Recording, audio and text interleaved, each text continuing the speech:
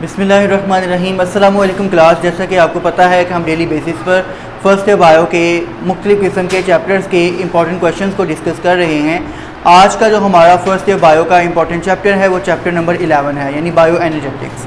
Chapter 11 में देखेंगे वो कौन कौन से इंपॉर्टेंट शॉर्ट क्वेश्चन हैं जो कि ALP स्मार्ट सिलेबस 2021 के अकॉर्डिंग है और बोर्ड पॉइंट ऑफ व्यू से वो बहुत इंपॉर्टेंट है, जिनको हर हाल में हमें करना पड़ेगा ताकि ये चैप्टर हमारा 100% प्रिपेयर हो जाए। उसके अलावा इस चैप्टर में जो इंपॉर्टेंट लॉन्ग क्वेश्चन था उसको भी हम बारी बारी डिस्कस करेंगे। तो स्टार्ट करते हैं। सबसे पहला क्वेश्चन है हमारा, define compensation point. Compensation point basically क्या होता है कि आपको फोटोसिंथेसिस यानी चैप्टर का जो इंट्रो है उसमें पहला ही टॉपिक फोटोसिंथेसिस का, उसमें आपको ये टर्म मिलेगी। कंपनसेशन पॉइंट ये होता है कि ऐसा पॉइंट जिस पर रेट ऑफ फोटोसिंथेसिस और रेट ऑफ रेस्पिरेशन दोनों एक दूसरे के इक्वल हो जाएं, उस पॉइंट को हम कंपनसेशन पॉइंट का नाम देते हैं। और ये पॉइंट ज़्यादातर डस्क टाइम यानी गुरूब आफ्ताब से पहले का जो टाइम होता है उस टाइम के करीब करीब ये टाइम आता है जब जितनी स्पीड के साथ प्लांट फोटोसिंथेसिस कर रहे होते हैं उतनी ही स्पीड के साथ इनकी रेस्पिरेशन भी हो रही होती है। ठीक है। नेक्स्ट क्वेश्चन है, what is the role of water in photosynthesis. Water का रोल क्या आपको पता है? फोटोसिंथेसिस के अंदर दो रिएक्टेंट्स यूज़ होते हैं, एक वाटर और दूसरी कार्बन डाइऑक्साइड गैस। वाटर का रोल क्या होता है फोटोसिंथेसिस में? अगर शॉर्ट में पूछा जाए तो आपने जस्ट शॉर्ट फॉर्म में रोल बताना है कि वाटर जो है ये बेसिकली यूज़ होता है for the production of oxygen gas which is the by product of photosynthesis. ठीक है, वाटर से बनती है ऑक्सीजन गैस, क्योंकि आपको पता है वाटर H2O से आगे O2 निकलेगा, ग्लूकोज यानी शुगर बनने का, तो इसमें कोई चांस नहीं है क्योंकि इसमें कार्बन नहीं है। जबकि जो कार्बन डाइऑक्साइड होता है उसका भी आपने याद रखना है, कार्बन डाइऑक्साइड जो है ये फोटोसिंथेसिस में यूज़ होती है और ये आगे जाके क्या बनाएगी? ग्लूकोज यानी शुगर्स बनाएगी, कार्बोहाइड्रेट जो फूड है असल। ठीक हो गया। नेक्स्ट क्वेश्चन है, व्हाट इज स्पेक्ट्रोफोटोमीटर।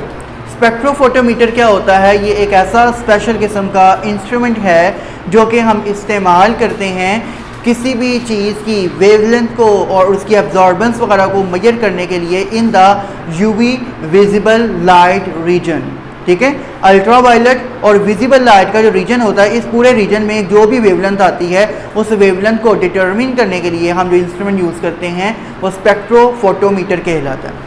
और स्पेक्ट्रोफोटोमीटर हम बेसिकली प्लांट्स के अंदर फोटोसिंथेसिस को भी स्टडी करने के लिए इस्तेमाल करते हैं, क्योंकि आपको पता है प्लांट में जो क्लोरोफिल है इसका ग्रीन कलर होता है और ग्रीन कलर की वजह से, क्योंकि ग्रीन कलर विजिबल लाइट के कलर्स में आता है विब्ग्योर, तो वो ग्रीन कलर जो है क्योंकि वो विजिबल लाइट में आता है इसलिए इसको हम आसानी से डिटेक्ट कर सकते हैं इनके स्पेक्ट्रम को यूज़ करके कि जो हमारा स्पेक्ट्रोफोटोमीटर है वो हमें बताता है कि किस तरह से किस वेवलेंथ पर कौन सी लाइट एब्जॉर्ब हो रही है ड्यूरिंग फोटोसिंथेसिस और कौन सी लाइट एमिट हो रही है, रिफ्लेक्ट कर रही है। ये सारी बातें हमें इससे पता लगेगी। समझ आएगी बात की। नेक्स्ट क्वेश्चन है, डिफाइन बैक्टीरियो क्लोरोफिल्स। क्लोरोफिल तो एक यूजुअली स्पेशल किस्म का स्ट्रक्चर है, आपको पता है कि जो कि ये वो पिगमेंट है जो कि प्लांट्स के अंदर पाया जाता है, ग्रीन पिगमेंट जो कि फोटोसिंथेसिस में मदद करता है।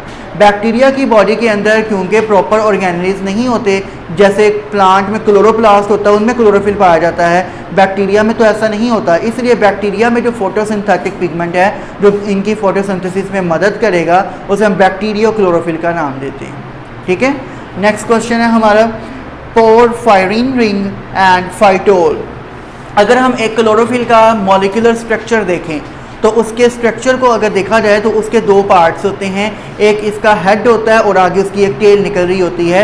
ये आपको आपकी बुक में डायग्राम भी बनी बनाई मिल सकती हैं, बट आपको ये डायग्राम पूरी केमिकल फॉर्म की शक्ल में बनाने की ज़रूरत नहीं होगी। ठीक है, तो ये डायग्राम है जिसके अंदर आपको दिखाया गया है कि अपर पोर्शन जो है इसका हेड रीजन है जिसे हम पोरफायरिन रिंग कहते हैं, ये रिंग फॉर्म में होता है, और नीचे इसकी हाइड्रोफोबिक टेल है इसकी, और ये टेल जो होती है ये किसकी बनी होती है? फाइटोल की बनी होती है।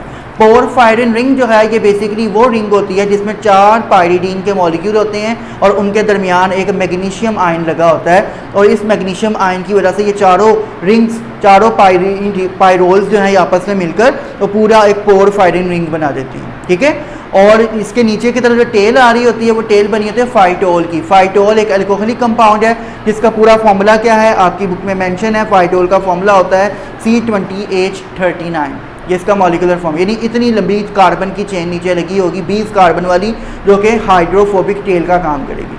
हेड जो है हाइड्रोफिलिक इन नेचर होगा। हाइड्रोफिलिक का मतलब वाटर अट्रैक्टिंग, वाटर लविंग, और टेल जो है वो हाइड्रोफोबिक इन नेचर होगी, मतलब वाटर हीटिंग, वाटर रेपेलेंट है टेल इसकी, ठीक है। तो ये दो पार्ट्स होते हैं क्लोरोफिल के मॉलिक्यूल के, हेड को पोरफायरिन रिंग कहते हैं और टेल को फाइटोल का नाम देते हैं। क्लियर हो गया। नेक्स्ट क्वेश्चन है molecular formula of chlorophyll A and chlorophyll B. ये बड़ा इंपॉर्टेंट क्वेश्चन है। क्लोरोफिल ए और क्लोरोफिल बी का मॉलिक्यूलर फॉर्मूला बताना है। क्लोरोफिल ए का फॉर्मूला आपकी बुक में मेंशन है इसी पेज पर, पेज नंबर 210 पर, C55H72O5N4Mg। और क्लोरोफिल बी का फॉर्मूला है C55H70O6N4Mg। ठीक है, ये दोनों के फॉर्मूला सिंपल है। नेक्स्ट क्वेश्चन है accessory pigments. Accessory pigments basically क्या होते हैं? ऐसे पिगमेंट्स जो कि प्लांट्स की फोटोसिंथेसिस में हेल्प करते हैं। बेसिकली प्लांट के अंदर जो फोटोसिंथेटिक पिगमेंट है, जो मेजर पिगमेंट है, वो क्लोरोफिल ए है। इसका होना ज़रूरी है। अगर क्लोरोफिल ए नहीं होगा तो प्लांट फोटोसिंथेसिस बिल्कुल नहीं कर पाएगा। लेकिन उसके अलावा भी मुख्तलिफ किस्म के पिगमेंट्स प्लांट्स की बॉडी में पाए जाते हैं जो कि क्लोरोफिल ए की मदद करते हैं फोटोसिंथेसिस करने में। ठीक है, मतलब क्लोरोफिल ए अगर ग्रीन लाइट को लेट्स सपोज एब्जॉर्ब कर रहा है या ग्रीन से रिलेटेड लाइट्स को एब्जॉर्ब कर रहा है, तो बाकी पिगमेंट जो क्लोरोफिल लाइट्स को एब्जॉर्ब नहीं कर पाता, उन वेवलेंथ्स को एब्जॉर्ब करने के लिए बाकी पिगमेंट्स अल्लाह ताला ने रखे हैं प्लांट्स के अंदर। उनकी एग्जांपल जैसे carotenoids, xanthophylls, carotenes, chlorophyll B, chlorophyll C, chlorophyll A1, A2, A3, ये सारे क्या हैं? ये एसेसरी पिगमेंट्स हैं। क्लोरोफिल ए जो है ये मेजर पिगमेंट है जो कि ग्रीन पिगमेंट है, बाकी सारे एसेसरी पिगमेंट कहलाते हैं। समझ लगी बात की? जैसे ज़ैंथोफिल है तो ज़ैंथोफिल का कलर क्या होता है? येलोइश कलर होता है। ये ऑरेंज से येलोइश कलर का टेक्सचर में डिफरेंट कलर्स में ये पाया जाता है। समझ लगी बात की? तो हर पिगमेंट अपना अपना एक स्पेसिफिक कलर रखता है, मतलब स्पेसिफिक कलर एब्जॉर्ब करता है और स्पेसिफिक कलर जो है वो ट्रांसमिट या रिफ्लेक्ट कर देते हैं। ठीक हो गया। नेक्स्ट क्वेश्चन है light dependent and independent reaction. Photosynthesis के प्रोसेस में दो रिएक्शंस होते हैं, एक होता है लाइट डिपेंडेंट रिएक्शन जिसे लाइट रिएक्शन कहते हैं, और दूसरा लाइट इंडिपेंडेंट रिएक्शन जिसे हम डार्क रिएक्शन का नाम देते हैं। लाइट डिपेंडेंट रिएक्शन के अंदर प्लांट का जो होता है वो क्या करता है? प्लांट का लाइट एनर्जी को इस्तेमाल करके केमिकल एनर्जी बनाता है, मतलब ATP, NADH2 इन मॉलिक्यूल्स की फॉर्मेशन होती है। और लाइट इंडिपेंडेंट रिएक्शन जिसे हम डार्क रिएक्शन कहते हैं, इसका दूसरा नाम कैल्विन साइकिल भी है। इस प्रोसेस में जो ATP और NADH2 मॉलिक्यूल्स बने होते हैं उनको यूटिलाइज़ किया जाता है और उनको यूटिलाइज़ करके ग्लूकोज यानी शुगर वगैरह, कार्बोहाइड्रेट्स वगैरह बनाए जाते हैं। ठीक है। नेक्स्ट क्वेश्चन है हमारा फोटोसिस्टम। प्लांट में जब फोटोसिंथेसिस होती है यानी क्लोरोफिल का अगर हम देखें पूरा पार्ट, तो क्लोरोफिल स्ट्रक्चर को देखें तो इसके अंदर स्पेशल किस्म के स्ट्रक्चर्स मौजूद होते हैं जो मिलते हैं और पूरा क्लोरोफिल का मॉलिक्यूल बनाते हैं। ठीक है, और उन स्पेशल स्ट्रक्चर्स को हम नाम देते हैं फोटोसिस्टम्स का।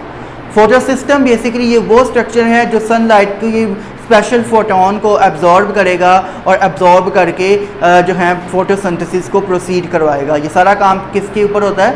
फोटोसिस्टम के ऊपर होता है। एक फोटोसिस्टम के अंदर दो पार्ट्स होते हैं, एक होता है इसका एंटीना कॉम्प्लेक्स और दूसरा होता है रिएक्शन सेंटर। ये सेम ऐसे ही है जैसे एक रिएक्शन सेंटर, एक कंट्रोल सेंटर है, उसके ऊपर एक एरियल लगा हुआ है, एंटीना लगा हुआ है जो क्या करता है? सिग्नल्स को कैप्चर करता है। यहाँ पर भी ऐसे ही काम होगा। फोटो सिस्टम के ऊपर एक एंटीना कॉम्प्लेक्स होता है जिसका काम क्या होता है? सनलाइट की वेवलेंथ्स को एब्जॉर्ब करना। ठीक है, उसको एब्जॉर्ब करके आगे ये फोटो सिस्टम के रिस्पेक्टिव नेबरिंग सेल्स के अंदर क्या करता है? शिफ्ट करता है उस सनलाइट को, यानी उस वेवलेंथ की एनर्जी को रिफ्लेक्ट करता है, आगे की तरफ ट्रांसमिट करता है। और जो अगला पोर्शन होता है जो कि इस एनर्जी को सारा कैप्चर करेगा वो क्या कहलाता है? रिएक्शन सेंटर कहलाता है। और असल में सारा काम किधर होना है? रिएक्शन सेंटर पे होगा। ठीक है। नेक्स्ट क्वेश्चन देखें, प्राइमरी इलेक्ट्रॉन एक्सेप्टर।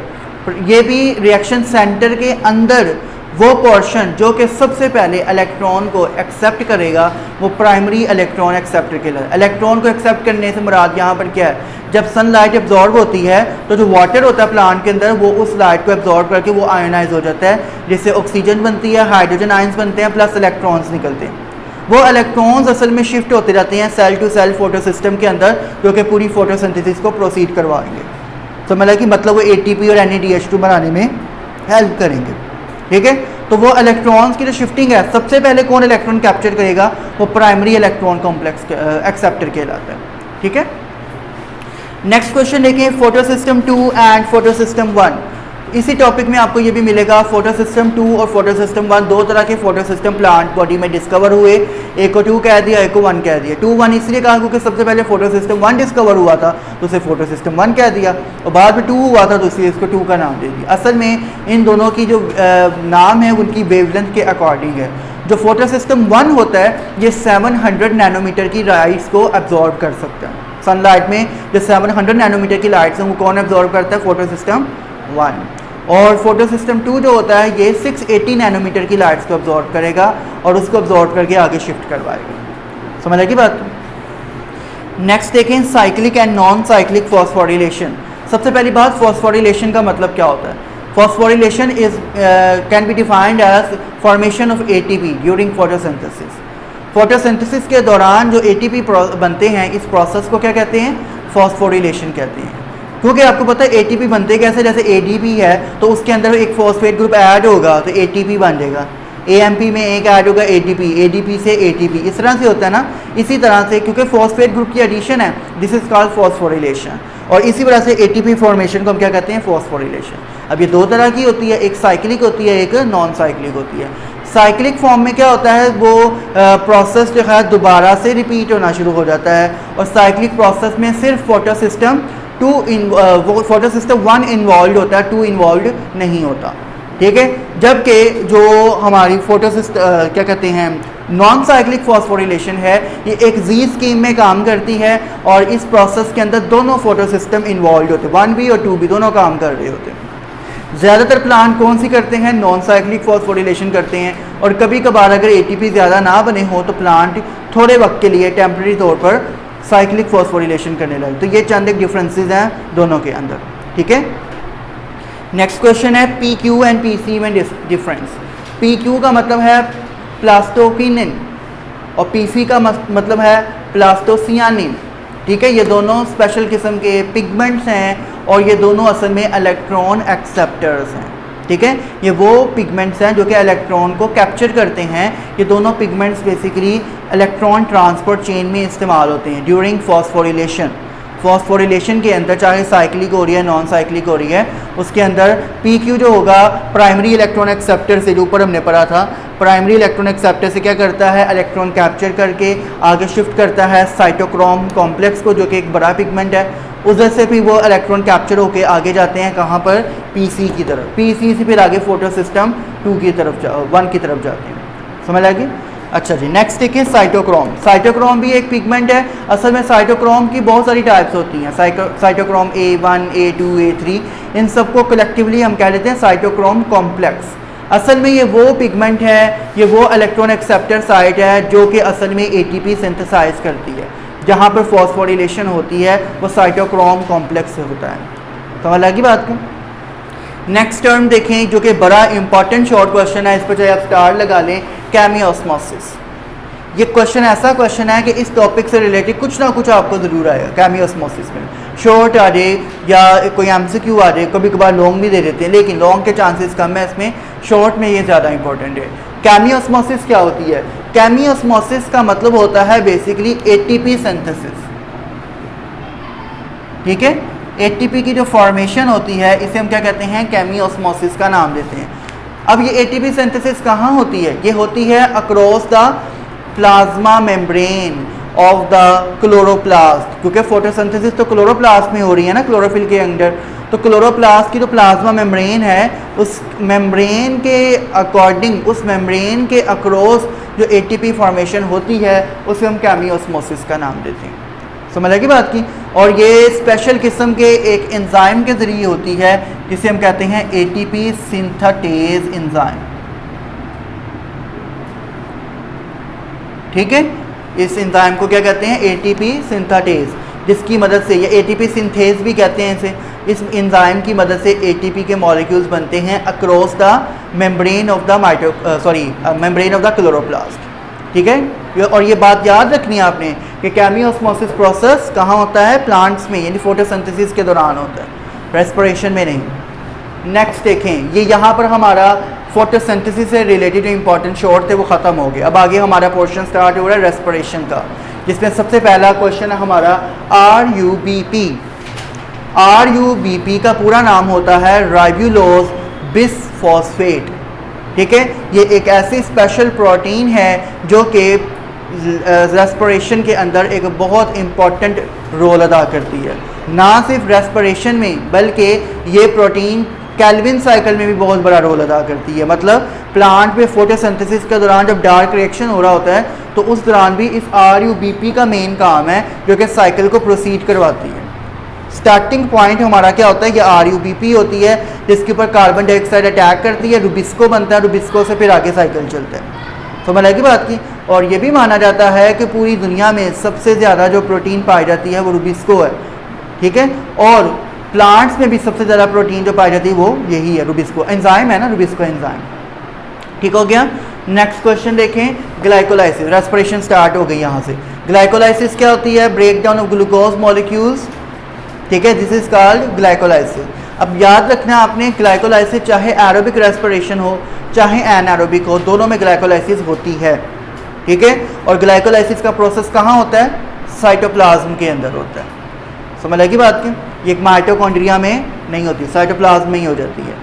अच्छा जी, next question, alcoholic and lactic acid fermentation.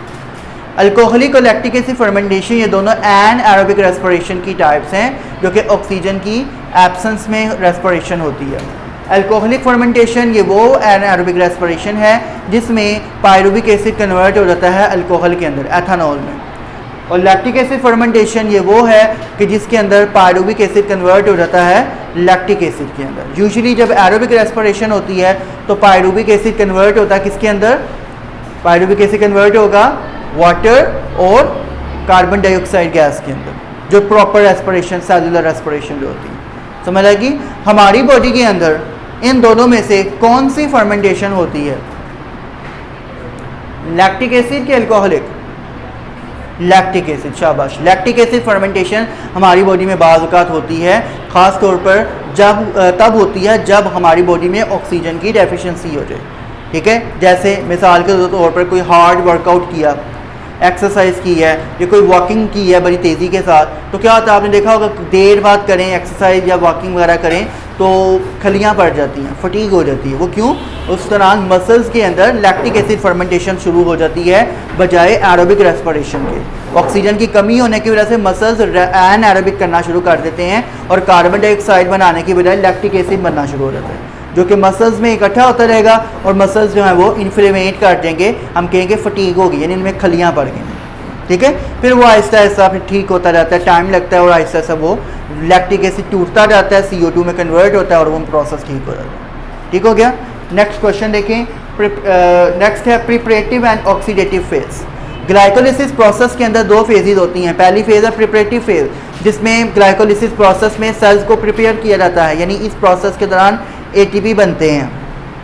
फिर नेक्स्ट आती है ऑक्सीडेटिव फेज, जिसके अंदर बेसिकली जो हमारा कंपाउंड पूरी सीरीज में बना होता है उससे फिर आगे क्या होता है, उसकी ऑक्सीडेशन के नतीजे में पायरुविक एसिड बन जाता है। यानी कि प्रिपरेटिव फेज में स्टार्टिंग हो रही है और ऑक्सीडेटिव फेज में ग्लाइकोलिसिस की एंडिंग हो जाएगी, मतलब ग्लूकोज कन्वर्ट हो जाएगी पायरुविक एसिड के अंदर। एक ग्लूकोज का मॉलिक्यूल कितने पायरुवेट्स बनाता है?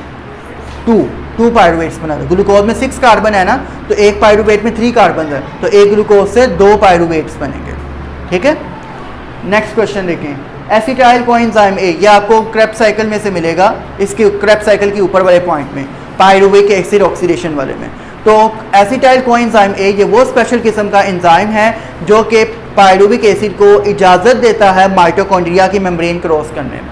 जब तक पायरुविक एसिड माइटोकॉन्ड्रिया के साथ अटैच, एसिटाइल कोएंजाइम ए के साथ अटैच नहीं होगा, जब माइटोकॉन्ड्रिया की मेम्ब्रेन को पास नहीं कर सकता। तो ये एक तरह का ये पास है इसका, ठीक है, ये एक तरह का इसका वीज़ा है कि इसको यूज़ करके ये माइटोकॉन्ड्रिया की मेम्ब्रेन को पार करके माइटोकॉन्ड्रिया में जाएगा, इसके बगैर ये माइटोकॉन्ड्रिया के अंदर नहीं जा सकता।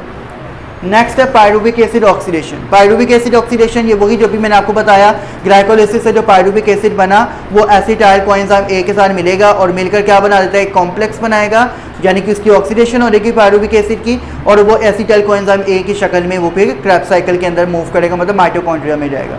ये पूरा प्रोसेस पायरुविक एसिड ऑक्सीडेशन कहलाता है। इसके साथ आपने इसका छोटा सा जो साइकिल है डायग्राम की फॉर्म में वो भी आपने बताना है, नेक्स्ट पेज पर आपको मिल जाएगा। Next question, coenzyme Q. Coenzyme Q basically respiration के दौरान इलेक्ट्रॉन ट्रांसपोर्ट चेन में इस्तेमाल होता है, जो कि साइटोक्रोम से जो इलेक्ट्रॉन्स कैप्चर होते हैं वो किस में जाते हैं, कोएंजाइम क्यू में जाते हैं एटीपी वगैरह बनाने के लिए। ठीक हो गया। नेक्स्ट क्वेश्चन है oxidative phosphorylation. Oxidative phosphorylation basically respiration के दौरान होती है। याद रखना है सादी फास्फोरिलेशन जो थी वो किस में थी, फोटोसिंथेसिस के अंदर। ऑक्सीडेटिव फास्फोरिलेशन किस में होती है, रेस्पिरेशन के अंदर। मतलब कि ऑक्सीजन को इस्तेमाल करके जब हम एटीपी बनाते हैं तो ये प्रोसेस क्या कहलाता है, ऑक्सीडेटिव फास्फोरिलेशन। और ऑक्सीजन को यूज़ कहाँ किया जाता है, एटीपी बनाने के लिए, रेस्पिरेशन के अंदर, सेलुलर रेस्पिरेशन, एरोबिक रेस्पिरेशन में ना। तो इसलिए एरोबिक रेस्पिरेशन में अगर फास्फोरिलेशन होगी तो वो ऑक्सीडेटिव फास्फोरिलेशन कहलाएगी। इसको एग्जाम्पलीफाई के तौर पर आपने इनके रिएक्शंस भी बताने हैं जो आपकी बुक में गिवन है। ठीक है। नेक्स्ट क्वेश्चन देखें, net production of ATP during glycolysis. Glycolysis के दौरान कितने टोटल एटीपी बनते हैं, टोटल 4 बनते हैं। उन 4 में से 2 यूटिलाइज हो जाते हैं और 2 आगे जाते हैं। ठीक है ना। तो इसका मतलब नेट एटीपी प्रोडक्शन कितनी होती है, 2 एटीपी प्रोडक्शन। क्लियर हो गया। नेक्स्ट देखें, फास्फोरिलेशन एंड ऑक्सीडेटिव फास्फोरिलेशन में डिफरेंस जो मैंने अभी आपको बता दिया, क्या डिफरेंस है दोनों में। नेक्स्ट क्वेश्चन है, how formation of vitamin A is linked with the eating carrots. Carrots को खाना, आपने अक्सर सुना होगा गाजर खाने से क्या होता है, नज़र तेज़ होती है। गाजर का जूस पिएं, गाजरें खाएं, इससे नज़र तेज़ होगी। इसकी वजह क्या है, इसकी वजह यह है कि कैरेट्स के अंदर होती है बीटा कैरोटीन प्रोटीन और विटामिन ए होता है बहुत ज़्यादा। विटामिन ए जो है ये हमारी आंखों में जो रोडोप्सिन प्रोटीन होती है जो नज़र को तेज़ करती है, जो हमारी आंखों की रॉड्स को एक्टिव करती है, ये रोडोप्सिन प्रोटीन के लिए विटामिन ए बहुत ज़रूरी है।